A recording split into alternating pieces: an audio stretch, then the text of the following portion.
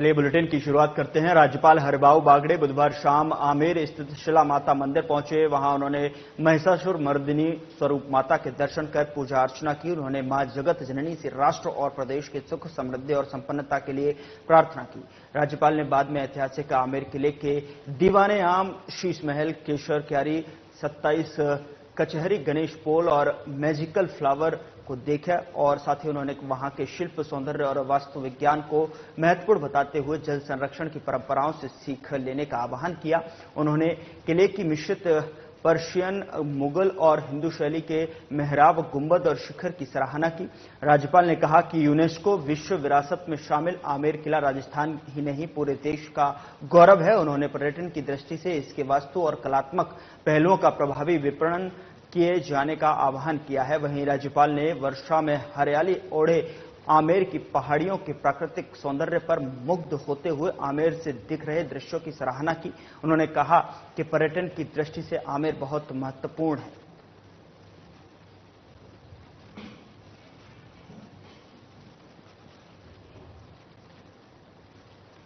उधर मुख्यमंत्री भजनलाल शर्मा के नेतृत्व में इस साल दिसंबर में जयपुर में आयोजित होने वाले rising Rajasthan global investment summit 2024 से पहले राजस्थान सरकार के उद्योग एवं वाणिज्य मंत्री कर्नल राज्यवर्धन राठौड़ ने बुधवार को मीडिया को संबोधित किया। मंत्री कर्नल राठौड़ ने कहा कि सरकार अगले 5 वर्षों में राज्य के सकल घरेलू उत्पाद को मौजूदा 15 लाख करोड़ रुपए से दोगुना करके 30 लाख करोड़ रुपए तक पहुंचाने का लक्ष्य लेकर चल रही है और rising Rajasthan global investment summit 2024 के जरिए प्रदेश में निवेश जुटाना सरकार की सर्वोच्च प्राथमिकता है।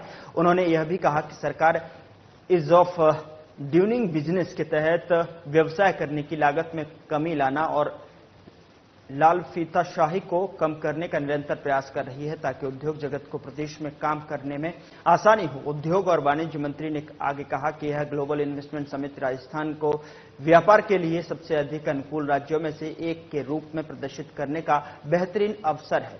तो वहीं राजस्थान में पहली बार वैश्विक स्तर का इन्वेस्टमेंट समिट आयोजित किया जा रहा है। इसके लिए भागीदार देशों और भागीदार अंतर्राष्ट्रीय संगठनों के साथ गठजोड़ किया जा रहा है।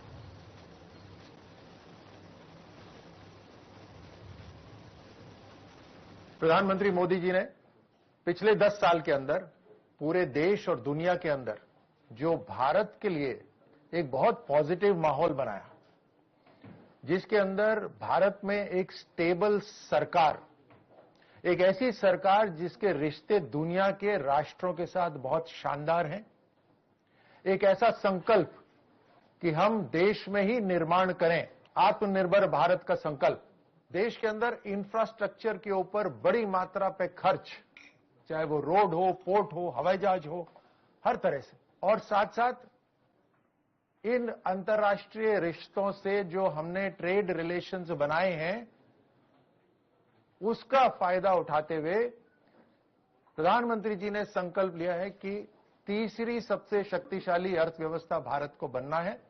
उसके अंदर हर राज्य का योगदान हो और उसी रास्ते चलते राजस्थान के अंदर डबल इंजन की सरकार ने राइजिंग राजस्थान 9, 10 और 11 दिसंबर को रखा है। हमने इसको पहली बार करा, पहले ही साल में करा, जहां आचार संहिता भी लगी थी, चुनाव भी थे, समय कम था, उसके बावजूद भी इस बड़ी चुनौती को हमने स्वीकार करा क्योंकि हमें काम करना है, हमें राजस्थान के अंदर एक पॉजिटिव माहौल बनाना है।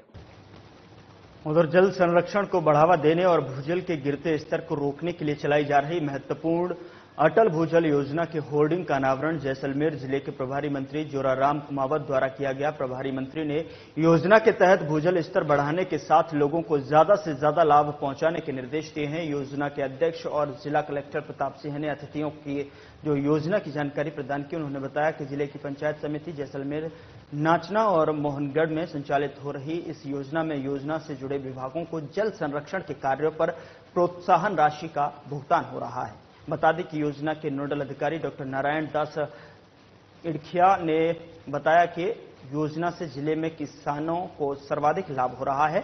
जिला कलेक्टर सभागार में आयोजित इस कार्यक्रम में प्रभारी मंत्री के साथ जैसलमेर विधायक छोटू सिंह भाटी सहित जिला स्तरीय अधिकारी उपस्थित रहे।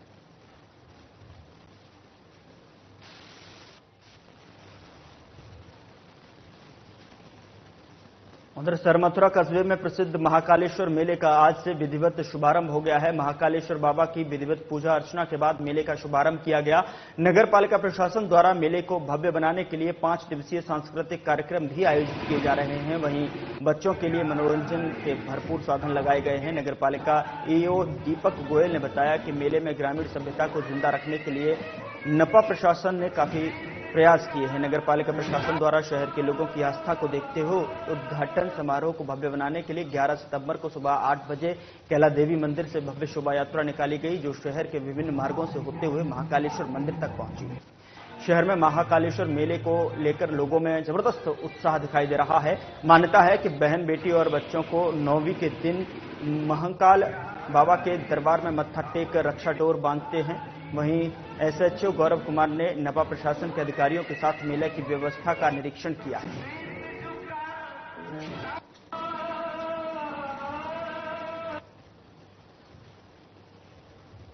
उधर राजसमंद नगर परिषद द्वारा आयोजित 5 दिवसीय गणपति महोत्सव में गणपति जी महाराज का विसर्जन किया गया। परिषद के साथ शहर के अलग अलग इलाके में बैठे लगभग 500 गणपति महाराज की मूर्तियों का विसर्जन किया गया। इसके पूर्व शहर की सभी गणपति महाराज की मूर्तियों को वाहनों में रखकर अरविंद स्टेडियम लाया गया, जहां जिला कलेक्टर सुलभ चौधरी, अतिरिक्त पुलिस अधीक्षक महेंद्र पारी, नगर परिषद सभापति अशोक टांक, आयुक्त ब्रजेश राय ने विघ्नहर्ता गणपति महाराज की महाआरती के पश्चात गाजे बाजे डीजे साउंड की धुन पर सभी गणपति महाराज की शोभा यात्रा रवाना हुई, जो शहर के विभिन्न मार्गों से होते हुए नौचौकी झील पहुंची, जहां पर झील के किनारे बनाए गए कुंड में सभी गणपति मूर्तियों का विसर्जन किया गया। लोगों ने जगह जगह पुष्प बरसाकर गणपति जी का स्वागत किया। शोभा यात्रा में आमजन के मनोरंजन के लिए तरह तरह की झांकियां सजाई गईं, जिसमें बजरंगबली, शिव तांडव, कच्ची घोड़ी का डांस आकर्षण का केंद्र रहा। युवा वर्ग डीजे साउंड पर देशभक्ति के गाने भजन पर नाचते गाते पप्पा के जयकारे लगाते चल रहे हैं। 5 दिवसीय गणेश महोत्सव का समापन का कार्यक्रम चल रहा है और इसमें करीब लगभग 500 मूर्तियां गणपति जी महाराज की विराजित है और ये शोभा यात्रा के रूप में विसर्जन के लिए बड़े हर्षोल्लास और जातियों के साथ विसर्जन के लिए नौचौकी पाल पर तैयार रही है। उधर जिले के मारवाड़ जंक्शन में उपखंड अधिकारी गौरी शंकर शर्मा के मौजूदगी में विकास अधिकारी भागीरथ सिंह के सहयोग से पंचायत समिति सभागार में दिव्यांगजनों के कल्याण के लिए 1 दिवसीय यूडीआईडी कार्ड बनाने का शिविर आयोजित किया गया। इस अवसर पर विकास अधिकारी भागीरथ सिंह ने बताया कि शिविर में चिकित्सा विभाग से फिजिशियन डॉक्टर कैलाश नाथ, हड्डी रोग विशेषज्ञ डॉक्टर सुरेश कुमार और मनोचिकित्सक डॉक्टर सुरेंद्र सिंह, नेत्र चिकित्सा अधिकारी डॉक्टर ललित कुमार ने शिविर में आए सभी विशेष योग्य जन की जांच कर यूडीआईडी कार्ड बनाने की अनुशंसा की है। साथ ही आईटी विभाग के ई मित्र टीम के सहयोग से स्वावलंबन पोर्टल पर 235 दिव्यांगजनों का रजिस्ट्रेशन कराया गया है। इस अवसर पर सामाजिक न्याय एवं अधिकारिता विभाग के ब्लॉक सामाजिक सुरक्षा अधिकारी जितेंद्र सिंह सोनगरा और एचएस प्रद्युमन सिंह के द्वारा पात्र विशेष योग्य जन को अंग उपकरण के लिए 35 आवेदन भरवाए गए।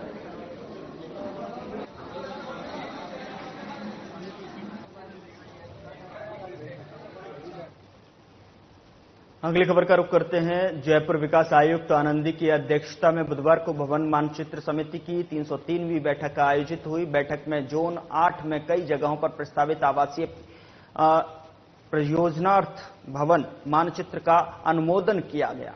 बैठक में जोन 10 और जोन 11 के भी कई प्रस्तावित आवासीय परियोजनार्थ भवन मानचित्र का अनुमोदन किया गया। साथ ही जोन 11 में ही ग्राम ठिकरिया और बगरू खुर्द तहसील सांगानेर जिला जयपुर के टीडीआर का अनुमोदन किया गया।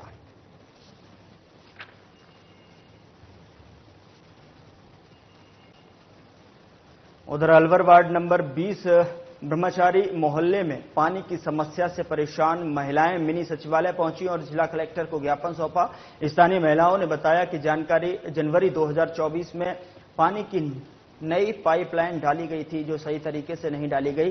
दरअसल पाइपलाइन लगभग 5 फुट नीचे पुरानी पाइपलाइन के साथ डालनी थी, लेकिन ऐसा नहीं किया गया, जिससे पिछले 9 महीने से इस एरिया में पानी नहीं आ रहा है। वाटर वर्क्स अधिकारियों को लिखित और मौखिक शिकायत कर चुके हैं, लेकिन पानी की समस्या का समाधान नहीं किया जा रहा है। बरसात के मौसम में भी पानी के लिए जूझ रहे हैं। निजी पैसे से कब तक टैंकर डलवाएंगे और इसलिए पानी की व्यवस्था के जाने की मांग की है।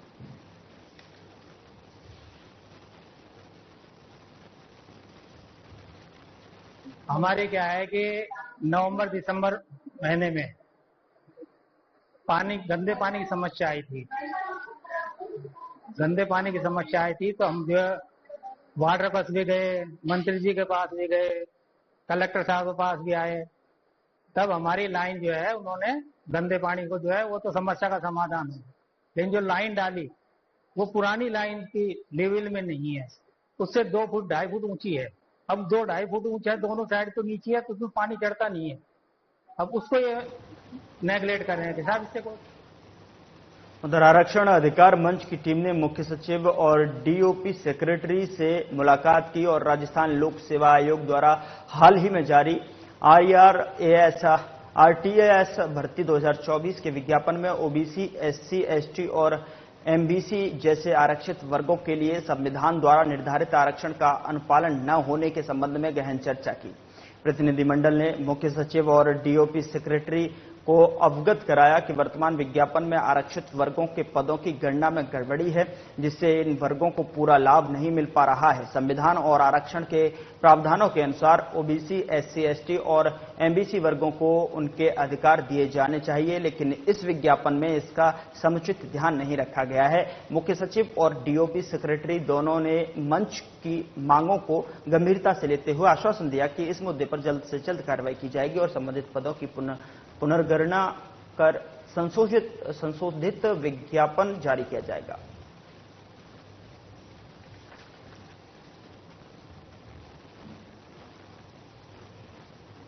उधर मुख्यमंत्री भजनलाल शर्मा की पहल और चिकित्सा मंत्री के निर्देशों पर प्रदेश में निरंतर शुद्ध आहार मिलावट पर वार अभियान संचालित किया जा रहा है। अभियान के तहत 10 सितंबर को देर शाम चौमू की प्रसिद्ध मिठाई की दुकान विजयवर्गीय स्वीट्स पर खाद्य सुरक्षा आयुक्त इकबाल खान के निर्देशन में निरीक्षण कार्रवाई की गई। अतिरिक्त आयुक्त पंकज ओझा ने बताया कि विजयवर्गीय स्वीट्स के कारखाने का निरीक्षण किया गया है, जहां काफी अनियमितताएं पाई गई हैं।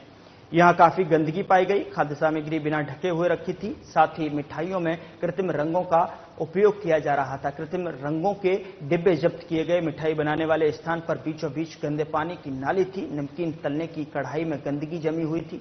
जिस तेल में नमकीन बनाई जा रही थी उसे 2 दिन से बदला नहीं गया था, जिसका सैंपल भी लिया गया। जिस अलमारी में लड्डू बनाकर रखे हुए थे वह जंग लगी हुई थी। फर्म को नोटिस दिया गया है।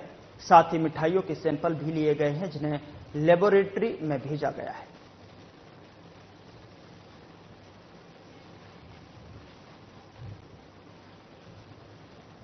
उधर जोधपुर ग्रामीण जिले के शेरगढ़ विधानसभा क्षेत्र में इन दिनों जंगली सुअर खेती में खड़ी बाजरा आदि फसलों को भारी नुकसान पहुंचा रहे हैं, जिसको लेकर किसान बेहद चिंतित हैं। दलाराम सियाग और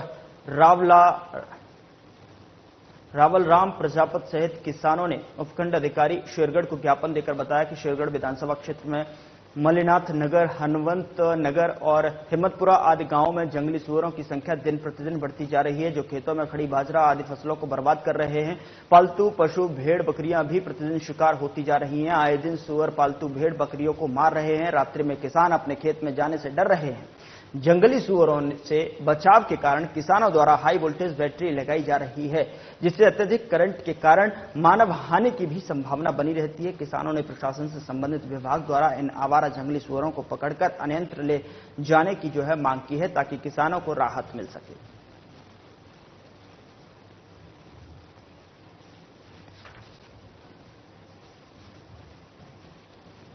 उधर राजगढ़ उपखंड क्षेत्र में भारी बारिश के चलते प्राचीन साबोला बांध में वर्षों बाद पानी की आवक होने से परिक्षेत्र में बसी कॉलोनी और प्रतिष्ठान जलमग्न हो गए हैं। वहीं भूमाफियाओं द्वारा अवैध रूप से भराव क्षेत्र में प्लॉटिंग की हुई है। यहां लोगों ने अवैध रूप से बेसमेंटों का निर्माण किया हुआ है। बेसमेंटों में भी करीब 5 फुट तक पानी भर गया है। अगर समय रहते बेसमेंटों और अवैध प्लॉटिंग को धाराशाही नहीं किया गया तो बड़ी अनहोनी हो सकती है। इस संबंध में ग्रामीणों ने प्रशासन को अवगत करवाकर पानी निकासी की मांग की है, जिस पर ग्रामीणों को जलभराव से निजात दिलाने के लिए तहसीलदार विनोद कुमार शर्मा पुलिस जाब्ते के साथ मौके पर पहुंचे, लेकिन लोगों को जलभराव की समस्या से निजात नहीं मिल पाया।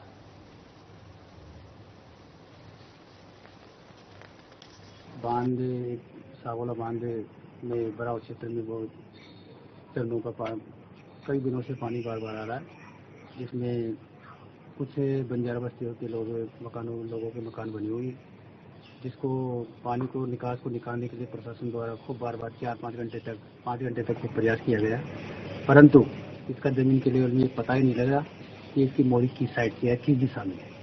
प्रशासन द्वारा खूब प्रयास किया गया और आमजन की परेशानी करने के लिए वहाँ एएसआई साहब और नायब साहब और सभी मौजूद रहे, लेकिन हमारे द्वारा खूब प्रयास किया गया, परंतु उस पानी का कुछ पता ही नहीं पड़ा। ऐसी स्थिति में हम उसको आगे नीचे खड़खड़ा के ग्राम बस्ती के लोग भी रह रहे हैं। हम अगर किसी दूसरी जगह से उस लाइन को अगर क्रॉस करना चाहे तो हम ये चाह रहे हैं कि किसी आमजन दूसरे ग्रामवासियों को कोई नुकसान नहीं हो जाए। इस स्थिति को हम देखते हुए जैसी स्थिति का वैसी स्थिति को समर्थन करके वापिस रखना चाहिए। उधर झालावाड़ के बकानी रटलाई मार्ग पर सड़क दुर्घटना में एक बच्ची की मौत का मामला सामने आया है। वहीं हादसे में महिला और बच्चे सहित 5 लोग घायल हैं। झालावाड़ पुलिस चौकी से प्राप्त जानकारी और मृतक बच्ची आशा के पिता हरि सिंह ने बताया कि उसका साला पूनम चंद बाइक लेकर उसकी बच्ची आशा और उसकी पत्नी मांगीबाई सहित गांव के ही विकास और एक अन्य सहित कुल 5 लोग गांव से खेरिया में मेला देखने जा रहे थे। तभी रास्ते में सामने से आ रही एक बाइक से उनकी बाइक की जबरदस्त टक्कर हो गई, जिसमें दोनों बाइकों पर सवार महिला, बच्चों और पुरुष सहित 6 लोग घायल हो गए, जिनको झालावाड़ अस्पताल में लेकर आए हैं, जहां बच्ची आशा की मौत हो गई। वहीं विकास, पूनम और मांगीबाई सहित दूसरी बाइक के हेमंत और उसकी पत्नी पुष्पाबाई का झालावाड़ अस्पताल में उपचार किया जा रहा है। वहीं बकानी पुलिस झालावाड़ में जाकर बच्ची आशा के शव का पोस्टमार्टम कराकर परिजनों को सौंपकर मामले की जांच में जुट गई है।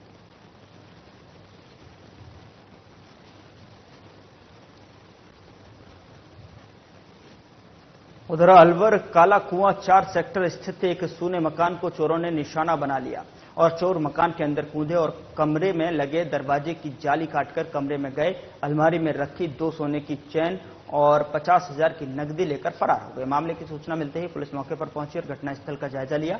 बता दें कि प्रवादी रामवीर सिंह ने बताया कि उनकी बुआ के साथ अस्पताल में भर्ती रिश्तेदार से मिलने गए थे, तभी चोर सूने मकान को देखकर मुख्य गेट से अंदर कूदे और कमरे में लगी गेट की जाली काटकर अंदर घुसे और सोने चांदी के जेवरात और नकदी लेकर फरार हो गए। बता दें कि पुलिस को सूचना दी और पुलिस मौके पर पहुंची और घटना का जायजा लेकर चोरी का मामला दर्ज कर चोरों की तलाश शुरू कर दी है।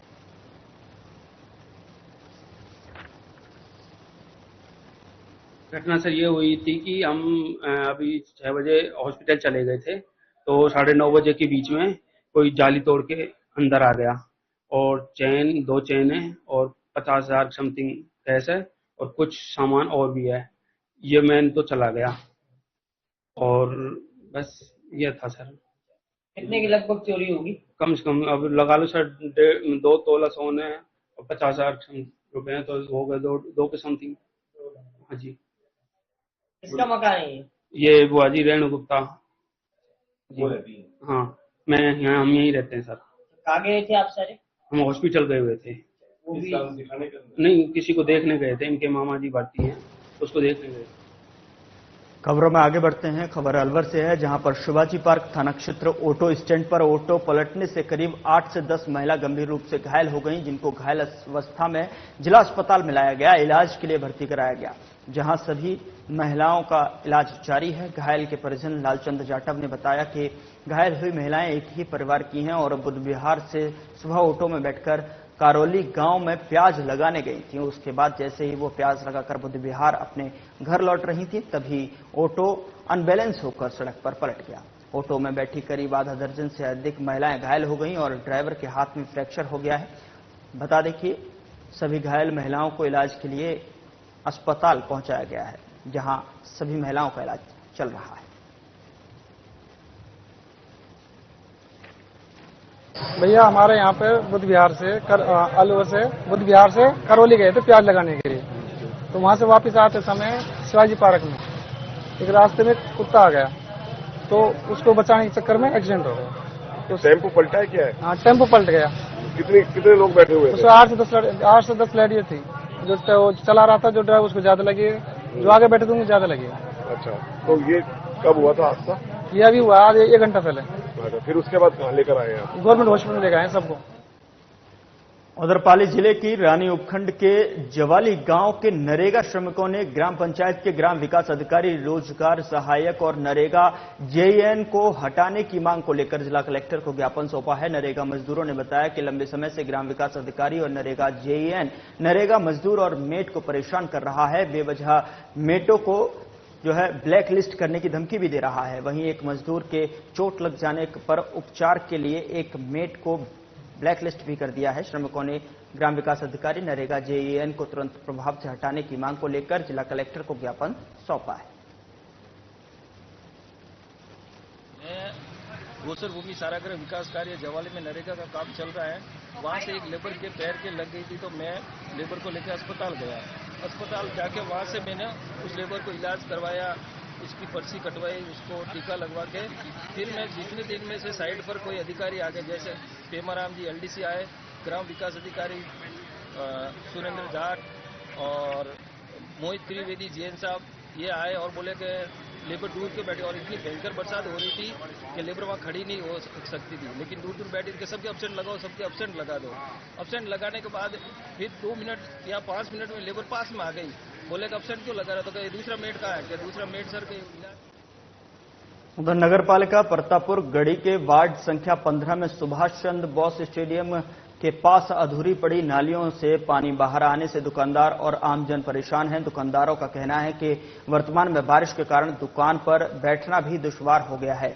वार्डवासियों और दुकानदारों ने बताया कि यहां कुछ समय पहले नगर पालिका द्वारा सड़क और नाली निर्माण किया गया था, जिसमें सुभाष चंद्र बोस स्टेडियम तक नाली निर्माण किया गया था। उसके बाद आगे लोगों ने नाली नहीं बनाने को लेकर विरोध किया और काम को रुकवा दिया, जिसके बाद आज तक नाली का निर्माण पूरा नहीं हो पाया, जिससे पानी की निकासी नहीं हो पा रही और अधूरी बनी नालियों से पानी बाहर सड़क पर आ रहा है, जिससे दुकानदारों में आक्रोश है।